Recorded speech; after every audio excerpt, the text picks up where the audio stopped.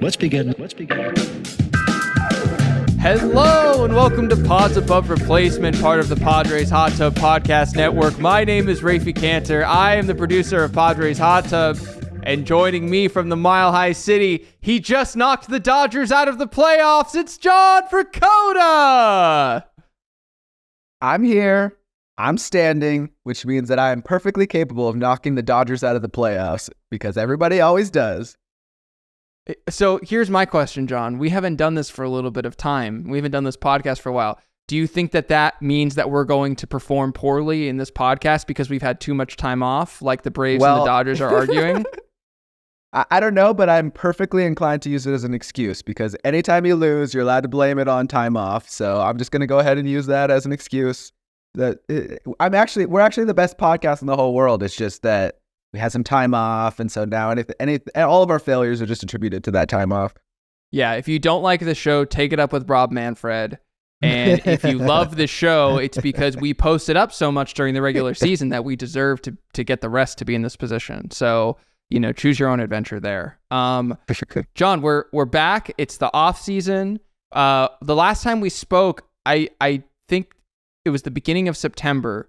So the Padres hadn't yet started their run. Do you think that they played well because we weren't recording? I think that they were just so exhausted with all the numbers we were throwing their way. Because, they were all listening. I know that for a fact. So they were all listening to our podcast. We were giving them so many numbers, it was just confusing them all. They needed a simple approach. Just go see ball, hit ball. And so that's why we took September off. You're welcome for the run. Sorry that we're going to get a poor draft pick, everyone. So we're going to get into the show in a second, and we have an exciting topic that John's brought that I'm really stoked to get into. But first, I want to, of course, remind people that we are on YouTube right now. We say it before every show, but please watch the show on YouTube. If you're not, you'll get so much more out of it because we will throw you charts and stats and numbers and everything visually so you can look at them while you're hearing us. And the other thing is that we're going to try and focus this offseason a little bit more on putting out some 5-ish minute content on YouTube. And I'm going to be uploading a video sometime in the next week or so that is talking about the Padres' unclutch season and putting them against the other unclutch seasons of all time. So we'll get into that. You'll have to subscribe to our YouTube to know when that video comes up. But John, your idea, what are we talking about today? We are talking about the closing window, the fact that the Padres had a window that was open and it exactly aligned with how long we had Soto under contract, I suppose. And it's such that next year is the last year of our competitive window. And then after that, who knows? Maybe it's time to rebuild. Maybe we're going to have some problems afoot. And this episode is going to be that is a myth and why. So stay tuned to figure out. I do not believe, we'll see what your opinion is, that there is a specific window that happens to be with Soto's, cheaper but not super cheap contract with the Padres, and that him leaving, or maybe Ha-Seong Kim leaving as well, is enough to make it so that, this year we at least had a chance to win a championship, but suddenly in 2025 we don't. Well, why don't we just go right into it? Because you pulled some projections for WAR from Fangraphs, of course, that for the coming 2024 and 2025 seasons. And what did those projections that you pulled tell you in your research? Yeah, so there is a problem with the Padres in that the folks who we've paid a lot of money to, besides Tatis, tend to be older, and that's a concern that we have on this podcast, and we've expressed, and we will probably continue to express going forward, especially insofar as it relates to Manny Machado and how his peak value is right now, and he is going to fall off in all likelihood, and maybe he won't. Tommy Pham's having a great year at age 35 right now. And Manny Machado is much more talented than Tommy Pham is. There's a great chance that bat holds. But as far as percentages go, one would think that there's a great chance that bat starts to fall off. Maybe the defense starts to fall off as well. And that means that, we better make it to the World Series this year, because if we don't, then now Manny's aging. But as far as projections go, he's still in 2025. He's the one who's falling off the most, by the way. But he's still in 2025 a 3.5 projected F-WAR player, despite the fact that they think that his bat will fall off precipitously. And Bogey's a 4.0 WAR player. Tatis is still on the uptrend because he's so young. He's a 5.2 WAR player projected after being a 4.6 projected WAR so far, or in 2023 season player. So he's on the upswing. And that's already 3 staples in a lineup. If you have 3 guys that are 3.5 F-WAR projections or higher, and they actually contribute those 3.5 F-WAR years, then that's already a good lineup, unless you just tank the rest of the lineup around them. Which is sort of what happened this year, is that the lineup was tanked around them. And also obviously the sequencing was terrible because, we got that, 4.5 WAR performance from Bogaerts, but it came in like 2 weeks in April and 2 weeks in September. And then everything else was like basically crap. Do you know in the by the way, I pulled this for the video that's coming this week. Do you know in high leverage situations, Bogaerts led the team with 126 plate appearances and his OPS plus was 40. 40. Anyway. That's okay. This was a year, man. But you know what? But, it's go ahead, being a Padre fan is suffering, and I think that we tried to consolidate it all into the year 2023. So hopefully that's what ended up happening. Something I've learned in the last year, John, is that in life, pain is mandatory, but suffering is optional. So I'm trying not to. True.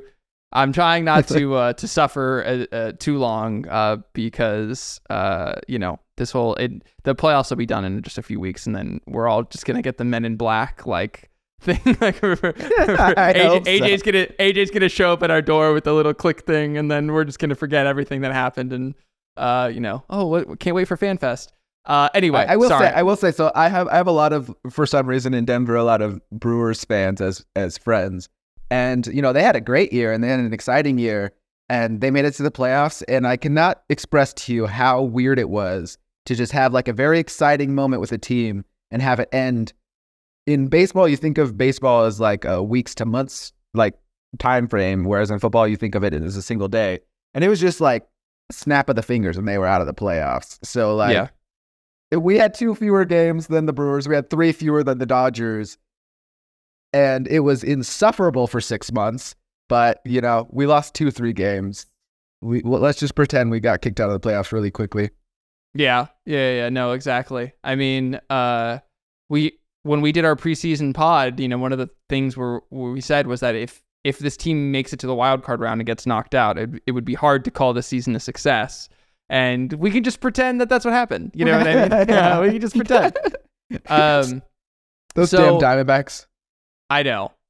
So looking at these numbers, we're comparing our production to other successful teams like the Phillies or the D-backs or any of those other playoff teams this year. How do we stack up?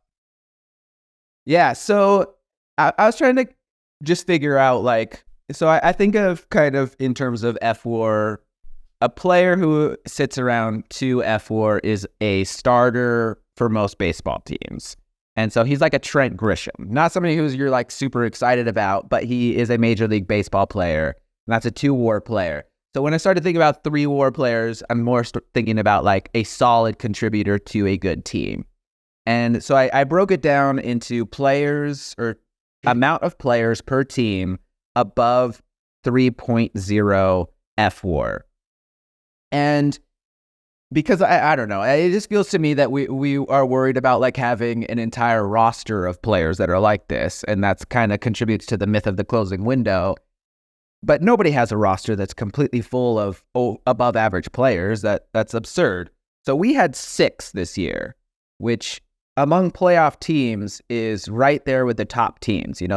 That's as many as Philadelphia had. It's as many as the Astros had. 6 players at 3.0 WAR or higher. It's more than Milwaukee had. It's more than Arizona had. It's way more than the Orioles had, more than the Rangers, and only below the Braves and the Rays in terms of total amount of players that were, 3.0 F4 or higher, which is not surprising to me. We've been saying all year that we're kind of a stars and scrubs roster.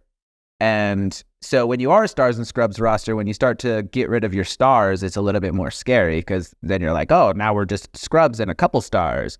But in reality, our deficit wasn't the amount of stars. It's that we better, if we want to be a good team going forward, solve the complete roster problem, not the stars problem.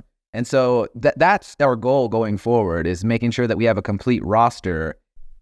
We stack up with all of these teams. I mean, the Orioles had three players. The Twins had two that were above 3.0 WAR this year. 2 and 3. That's already Machado, Bogey, and Tatis in the year 2025. We already probably have 3 players that are going to get above 3.0 WAR, and that's if nobody else has a hot season. So that's not our problem, is not the fact that we might lose Soto or the fact that we might lose Ha-Seong Kim. Our problem is that we need to have either prospects rise the ranks or hit the jackpot on free agent players and have a complete roster for once.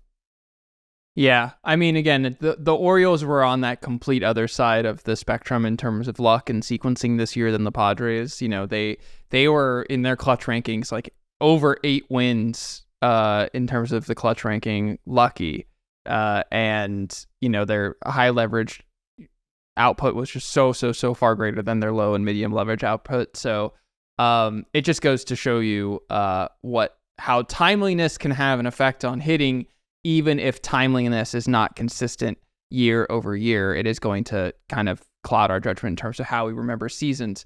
It's so great that you were talking about all this, John, because it does bring me back to the roster construction episode that we did, I want to say back in June or July. And we were talking about the theory behind if you put 4 guys who are 4 WAR players on a roster, that has the highest correlation between expected wins. More than pitchers, more than, the number, more than depth per se, like the number of 2 WAR guys that you have on your team. It's because the assumption is you put 4 WAR players on your team and then you fill out the roster adequately. And like, that's enough. The trouble was the Padres did not fill out their roster adequately this season, and that got them into some trouble. I'm seeing on our sheet here that we have some team F4 rankings, and the Padres are conspicuously 7th across multiple of these rankings. What is this I'm looking at? It's all 3. Yeah, we were in 7th place in offense. We were in 7th place in pitching. We were in 7th place in fielding in terms of WAR produced, which made us be, I mean, it's not surprising. We were one of the top teams in terms of F4, which is not super surprising when you have a team that, Pythagorean. We've talked about Pythagorean probably too much, but we were the 3rd best Pythagorean team in the NL, which is going to probably lead to a high total F4 team. But the thing is that we do say that we did not fill out our roster properly, which is just very true. However, it's hard to argue that we didn't have the talent to be at least a playoff team. I mean, we finished two games out of the like last spot for the playoffs behind a team that is now in the NLCS. I don't think that anybody would argue that we have a less talented roster in 2023 than the Diamondbacks did. It's just how the cards or how the dice rolled, didn't work out. So, here's the thing though. The playoffs are now 12 teams, and the Padres, I mean, we saw this year, they only have to clear, this season it was an 84 win threshold to make the playoffs, and it's likely that the threshold will be somewhere between 83 and 86, 87 wins going forward to get that final seed to the playoffs. With all that being said, how, does this matter given the fact that the playoffs are such a crapshoot in baseball? I think it does. It basically sets the precedent that you need to make the playoffs consistently. And so to me, that means that during the regular season, you need to have a high floor team. And during the playoffs, you need to have at least a few stars to carry your team. Because I think both of those 2 things are important. and we clearly, I mean, we had a stars and scrubs roster probably for a reason. I think that we were built for the playoffs in a similar manner to like how the Phillies are built. They have their stars are stars. Like you look at the top of their lineup and you go, those are stars. And the top of the rotation is the same way. And you need at least enough depth. If your goal is to be successful in the playoffs, you need at least enough depth to make sure that you actually freaking make the playoffs, which I think that we just assumed that we did. And I think it was probably a 10% or less outcome that we didn't make the playoffs. But you need to make that percentage as low as conceivably possible, because making the dance is a huge factor in winning the World Series. I mean, obviously, but just being part of that roll of the dice is so important, because it seems like, at least as so far in, the new rules of the playoffs, but even in recent history, it's a freaking crapshoot if you're not the Astros. Like, it's a roll of the dice to make it to the World Series.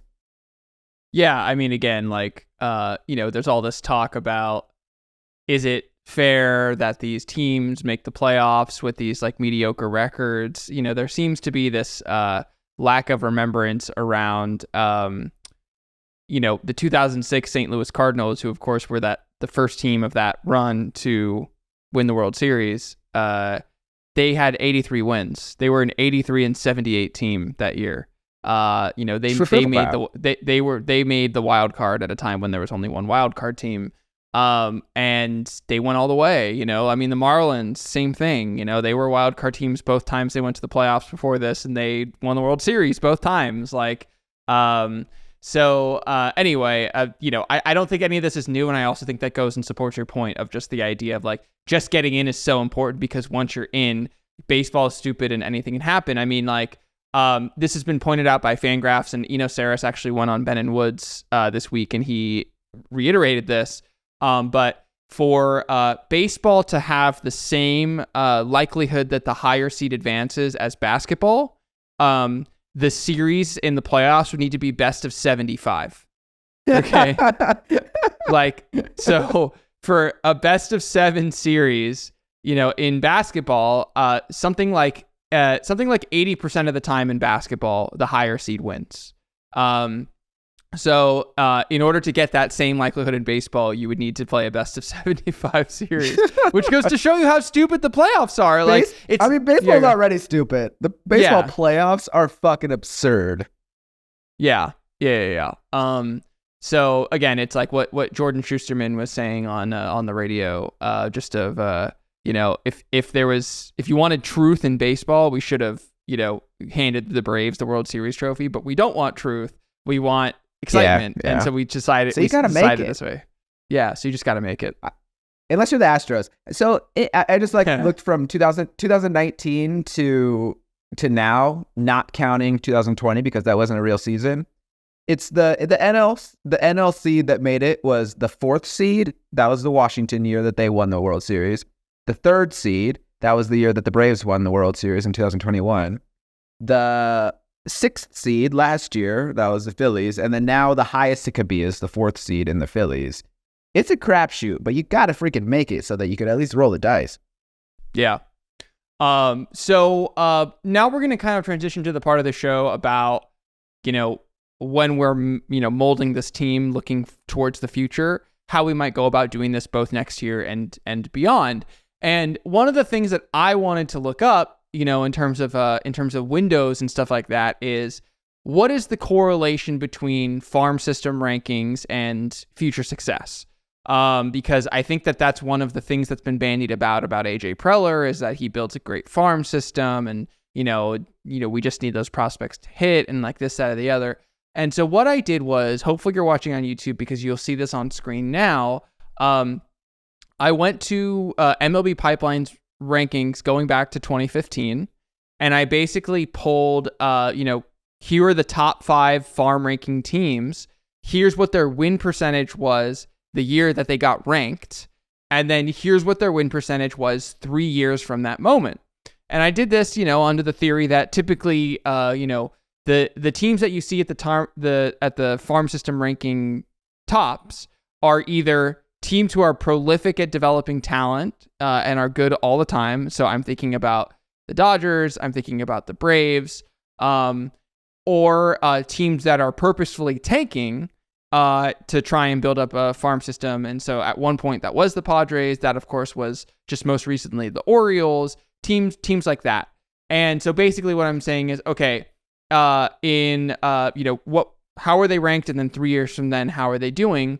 And it's a smallish sample because I'm going, the years are 2015 to 2020 inclusive. So that's 6 years of sampling. That's 5 teams per year. So that's 30, data points. But the correlation's basically non-existent. You can see on screen, the R squared on this is 0.0043. So 4.3% of the correlation can be accounted for by, this relationship. And so I don't necessarily think that having a top farm system is what is going to be the key to our success. I think that there are other ways in which this team can find a way to claw forward. It's not the prospects, so to speak. It's how you use them, which I mean sounds sort of course, but I think there were plenty of people who said, in 2018 and 2019, well, the Padres are going to be good in 3 years. And in 2021, we posted a losing record because we didn't, develop our prospects and use them properly in this way. So, I think it's just one of those things of like, it's not the prospects, it's how you use them. And so, John, with that in mind, how did the Padres kind of suffer from the way that their roster, was built this year, and how did that change as the season bore out? Yeah, so I mean, your little data, which was very interesting, something that I wouldn't have expected either. I would at least expect a little bit of a correlation. It did express kind of a fact that if you're building from scratch, then it's really hard to win just off of your prospects because, going off the assumption that 2 years from now, Manny Machado will be our third best player at 3.5 F-WAR, and then we'll also have a 4 WAR player and a 5.2 WAR player, given that there no injuries occur, you still have those, core 3, and then everybody else that's filtering up through your prospect rankings, like they don't have to be those, star players. They just are depth to your team. And that's what we've been missing. We need that depth. We need that guy, at least that you can interchangeably use throughout a roster for the majority of the season, which we clearly did not have. And it seems like we almost chose not to even try to have. And the example which I'll use, which we talked about earlier in a few months ago, was the fact that Grisham gets an insane amount of playing time for some reason. He is somebody who in multiple articles I've seen, including I think it was a Dennis Lin article this year, was talking, or within the past month, was talking about dude might not even get tendered a contract this year. And he had 555 plate appearances, and it would have been more except for that Sugar actually got some playing time in September. So I want to play a quick game with you. So Grisham had 555 plate appearances. He had a 299 WOBA this year.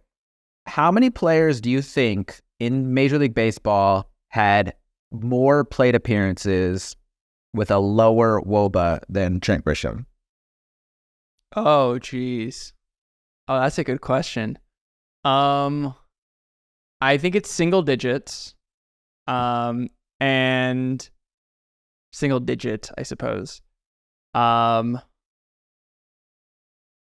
I'm going to go with 4 players. Damn close. It's 5. 5? I will. Okay. Yeah. I will give 10 points to Ravenclaw if you can name one of the players. Miles Straw? Do you need a hint? No. I'll give you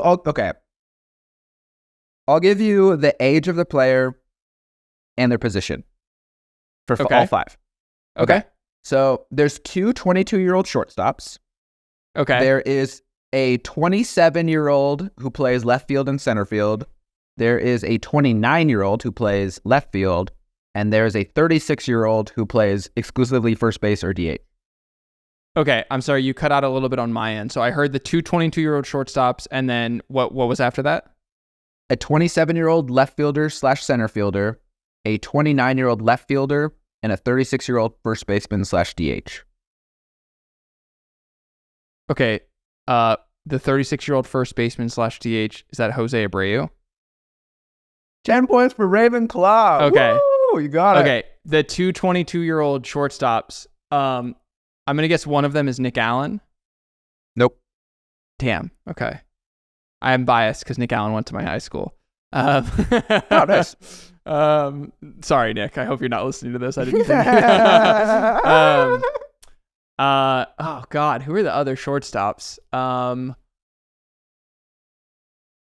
I feel like it's a little bit of a hard pull because they're, I don't know, they're not. You said a 29-year-old center fielder. What was it? 29-year-old center fielder. Is that what you said? 27-year-old left field / center field, and then a 29-year-old left fielder. Oh, 29-year-old left fielder. Geez, is Michael A. Taylor in there at all? Nope. No. Okay, who are the other people? I'm not gonna get them. I got one. I'm very happy about it. One was a Diamondback trade that ended up landing them players that were very successful this year, and that was for Dalton Varsho. He had a very poor year at the plate. He was a 292 WOBA and had more plate appearances. I don't know how many plate appearances he had, but it was more than 555. The two 22-year-old shortstops were Anthony Volpe and Ezekiel Tovar. Oh, I wouldn't have gotten Tovar, but Volpe I might have gotten, yeah. And then the 29-year-old left fielder is, for some reason, I don't know why, but like in Padres zeitgeist, is somebody who like, I feel like every time he's available, we're always asking to try to trade for this guy, and it's Andrew Benintendi. Yeah, he had a horrible year. He had an absolutely dreadful year. And we almost signed Jose Abreu, so that would have been fun. Yeah. Wow. Okay. So that was cool. And then what do you have in here about Cronenworth? Okay. Well, okay. So, I mean, it's the same thing, but I just want to do, this will be quicker. Before he went out, which I think it was August 25th, maybe, based on my memory, that he like went, like, got hurt and then no longer played for us. But like before he went out, so starting on that day, how many players had a lower WOBA and more plate appearances than he had? I'm going to go with, it's got to be a higher number, right? I'm not telling you. Wait, who had a lower WOBA and a higher plate appearances than he had? Well, he had a higher WOBA than Grisham, right? Can you tell me that much at least? He had a very we'll come back in a second. I'm gonna guess that it's 7 people. It was 0 people. 0 folks had more plate appearances than Cronenworth had on August 25th, I think it was. He had a 301 WOBA and had an insane amount of plate appearances, 520 at that point. And the closest one had 40 fewer plate appearances, and that was Ahmed Rosario. That was the closest person. So basically, we're not using a bench at all. We're just like putting people out there every day, no matter if they're struggling, no matter what. And it's just like, and Cronenworth was playing first base for us. Yeah. A position in which you expect your offense to be like, you know, the highest on the field. And we were just doing it every day. It was just like, oh, we'll just do this every day. Like when you were building this roster, Cronenworth is such a great player for the roster because you can shuffle him into second base. You can shuffle Ha-Seong Kim, who's very versatile, over to third base and shortstop. And it lets you keep everybody fresh all the time. Instead, we used Cronenworth 92 times at first base and 32 times at second base while he was here, which means that basically we were never shuffling him over. We were never like specifically scouting in specific pitchers and saying like, okay, here's a great day to get Ha-Seong Kim out of the lineup. Here's a great day to put Cronenworth in the lineup or out of the lineup. Here's a good day to get like Bogey over to shorts or over to DH. We weren't playing that game at all. And it's frustrating that we have this versatile lineup. Like this, it will be hard to build a more versatile team in 2024 than we had, at least on paper, in 2023, but we just didn't use it. Yeah.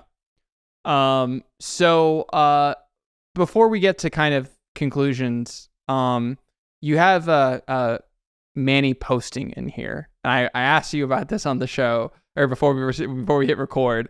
Well, when you have Manny posting in here, like, how is that affecting the roster? Yeah, I was just saying that this is like an annoying thing for like Padres fandom, the Manny posting, because it is true that Manny posts, and it is even valuable that Manny posts for us, but it's so specific to Manny that I do not want it to filter down into basically any other player on our roster. And so every time you say Manny posts, it kind of like sets up in your head, does everybody else post? Like, are they posting as well as Manny? And that's not something that I want. I mean, in the last 2 years, Manny himself, who I would argue is like the perfect archetype for posting, has had significant periods of the season in which he probably should have just been on the IL. And that's for Manny Machado, who plays the game in a completely different manner than, say, Fernando Tatis Jr. If Fernando Tatis Jr. played the game in the same manner that Manny Machado plays the game, he would be a much worse player. Tatis relies on his athleticism. He needs to leg out those singles because he hits a lot of hits on the infield, and he has a ton of speed. You want him legging it out to first base. You want him stealing, second base or third base when he can. You want him like running through the outfield. Manny Machado is a very specific player who his speed doesn't matter, so it doesn't really matter if he hustles to first base, except for maybe like 3 times in the entire season. Tatis can probably leg out like 10 plus hits just by hustling during a season. Xander Bogaerts leads every year the league in infield hits, which is probably not a good thing going forward in terms of his speed falling off. But still, he needs to at least like try to leg it out because he's getting those hits. Manny Machado doesn't. So like, okay, that's fine that Manny Machado posts, but like, please, God, don't let that be a thing for everybody on our roster to just have to post. Because I think our roster showed you what happens when everybody posts. Like, Cronenworth was playing every day. Ha-Seong Kim was playing every day. Everybody on our whole team even Trent Grisham was playing every day, and they wear down. You need to hunt matchups that are best for your team. I mean, this seems like very obvious, so I don't even know why I'm saying it, but like, we're still not there yet. We're not to the obvious thing of like hunting matchups so that at least during the regular season, you keep people fresh and keep people in the position in which they can succeed the best. So we're going to talk in the second about how we do that. But what is your conclusion in terms of everything we've talked about so far and what it means for this team's like quote unquote window? Yeah, the most important thing I think is that based on individual players leaving, that will not define our window. I think that we already have 3 players who, at least until they're probably 33, 34, it would be hard to assume that they just fall off immediately. I think in terms of star players, if you want to try to dictate your window by your star players, that's not our concern. I think what should be our concern going forward is whether we have enough in the farm system to supplement our roster, and also whether we can hit on free agent picks in order to get us to the dance, because that's what we need to do, is get to the dance and let our star players shine once we get there. Yeah. So I wanted to, all this conversation got me curious about how we approach this next year and going forward. And I'm going to focus a little bit more on next year because it's the offseason, that's the primary focus. And it's clear that, the Padres are going to be cutting payroll. They're not going to be spending as much money as they spent this year. So I wanted to go back through last year's free agent signings and basically say, okay, how much money did we spend on free agents this year? What did we do well, and what should we try and replicate? And what are the things that we should just kind of, cast by the wayside? So in terms of actual money spent on free agents, people that we brought in during the 2023 season, like these are the numbers that these players got paid in 2023 after we signed them this past offseason. Those players consisted of Xander Bogaerts, Nick Martinez, Robert Suarez, David Dahl, Nelson Cruz, Matthew Carpenter, Seth Lugo, Michael Wacha, Adam Engel, Brent Honeywell, and Rougned Odor. Obviously some hits in there, obviously some stinkers. That number was $70.5 million. A lot of money to spend. I mean, that makes sense that we had a $250 million payroll. However, now, if you take out Xander Bogaerts, because of course we are not going to be signing a Xander Bogaerts level player this year, I can guarantee you that we're just not going to do it. that takes out $25.5 million. So in terms of non-Bogart players that were signed, that was 10 people who we signed for a total of $45 million. That's a lot more reasonable. Again, I don't think we're going to be signing that quantity of players, nor do I necessarily think that we're going to be spending that much money.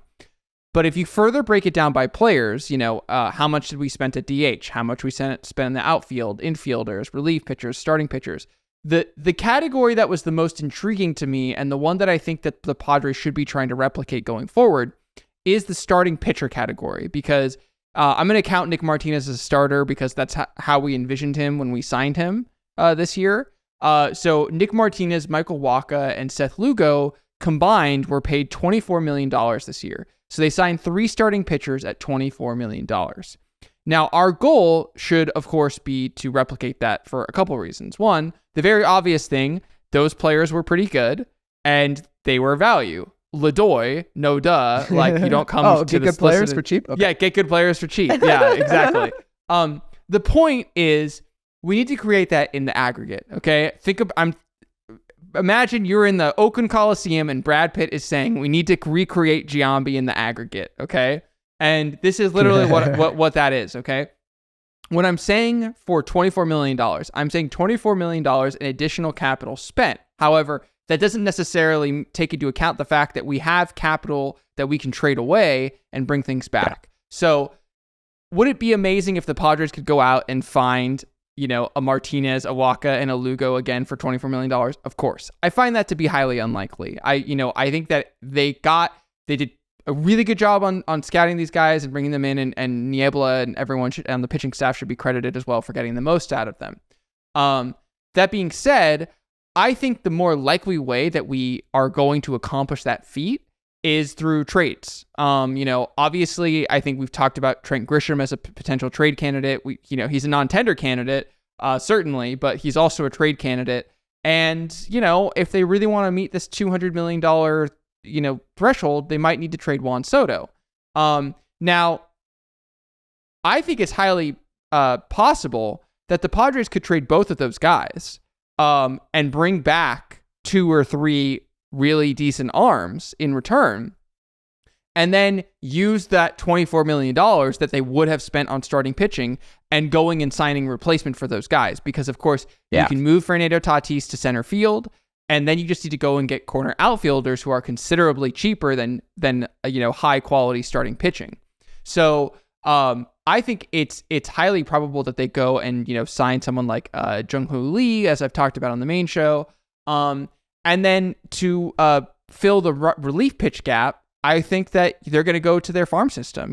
We've talked about guys like Kevin Kopps, and I think in the long term plan, Jairo Iriarte and guys like that are hopefully, in my prospect hugging brain, are going to stick at starting pitcher. But I think if the Padres really wanted to move someone like an Iriarte to the bullpen, he's probably ready to break camp with the team in 2024 as a bullpen arm. He has 2+ pitches, and if that's all it takes, that's all it takes. And they can use him to impact the big league team in 2024. So I don't think that the bullpen situation is quite as dire as we thought. I think, as we've talked about on the show, I think that not having Josh Hader is going to be an asset to this team, and having to dance around his little house rules, I think is going to be great. And I think if you can recreate 3 starting pitchers in the aggregate, you're going to be in really good shape. Any thoughts on that? Yeah, I mean, it is a good idea if you think about like free agent signings. The benefit kind of signing a starting pitcher is that a lot of times you can sign them for a shorter amount of time, but a corner outfielder tends to be like maybe not cheap, but cheap relative to year that you put down. So maybe you'll have to sign him to a 5-year contract, but you probably don't have to sign him to $20 million per year. You can get like Bellinger, for example, this year. And that was like a 1-year, $20 million contract. If you do that for like a 5-year, you could probably get a player for cheaper average annual value, which so then you have to give them more years, but maybe less money, which sometimes is not good for a roster. But for us, like outfield depth in our prospect group is probably our biggest weakness. I mean, outside of Marcy, I don't even know who else that comes to mind. Like Samuel Zavala, but he's like very far away. Like I could see like if we made one splash signing for a corner outfielder, and even if we gave them 5 years, it wouldn't like logjam our roster, and you don't have to worry about them like having UCL surgery in all likelihood. Listen, are the Padres bogged down by massive contracts for the next decade? Yes. Has that sealed the team's fate? No, it hasn't. It really hasn't. There's a lot of flexibility to be had still on the up and coming parts of this roster. And is AJ Preller capable of constructing a roster to make the playoffs? That I don't know. But I mean, again, you brought them up earlier in the season, or in the episode today. But you can look at the Phillies and understand, it's the same methodology of roster construction. They just, I don't know. Do you have any thoughts on this, the rest of this before we close this thing out? Yeah, our contracts are going to hurt us at some point. I really don't think that for the next 5 years they're going to be damning. Yeah. You'd normally fall off, like you see a lot of players fall off at around age 34, age 35, and I think that that's a very likely problem for us, at least with one of Machado or Bogey, but likely both. And they're still in their early 30s, so like at least for the next 4 years, I think that we have like a pretty wide open window of at least 3 players on our roster that are going to be successful players. And now let's just build around it. It's not that damning. It will be damning probably in 5-10 years, but right now we have a core and we have to learn to build guys around it. And if we can't build guys around 3-star players, then we're never going to be successful anyway. So we better damn be able to do that at some point. Yeah. Well, John, we fixed the Padres. We fixed them. That was, we made them great again. It only took us about 40 minutes, and they're perfect. So easy. Yeah, so easy. Anyway, it's been good to see you, by the way. It's been good to see you, man. It was weird we both had different things in our lives that were kind of keeping us from being able to hop on mic again. And again, as I mentioned earlier, the team started succeeding when we stopped recording. So, now that now that they're officially out of it, we could get back together. This has been another episode of Pods Above Replacement. Thanks again for watching, you guys. Please, like, subscribe, comment on this video. And of course, we're going to be coming to you in this offseason with some, out of the box ideas for the team. If you're in the Padres Hot Tub Patreon, patreon.com/Padres Hot Tub, you're in our Discord, come to the Pods Above Replacement channel and we can talk about if there's anything that you want to see covered in the coming months. Listen, we got nothing but time until spring training. Okay. So if there's anything you want us to talk about, we'd love to engage with you on that. And also we're going to try and bring some people on Pods Above Replacement as well. It's almost time to ask Ruben Niebla to be on the show. So stay tuned. We'll let you know if we can get our big great white whale. But John, any other thoughts before we close out? Just that your quote of the 75 games thing is like the funniest thing to me. That just tells me you got to get to the playoffs. Just build a team that can get to the playoffs consistently. Please do it. Yeah. All right, guys. I don't know. Are we going to record next week? We're going to kind of figure it out. You know what I mean? It's the off season. Like, send us some good ideas and we'll research for you and give you some good content. Yeah. That's right. You guys work for us now. Okay? Come on. We'll work for you if you work for us. This is a two-way street, guys. Yeah. Exactly. All right. Well, my sign off isn't as polished as it once was because we've been off for a little bit of time. So forgive us on that end, but we'll see you next time.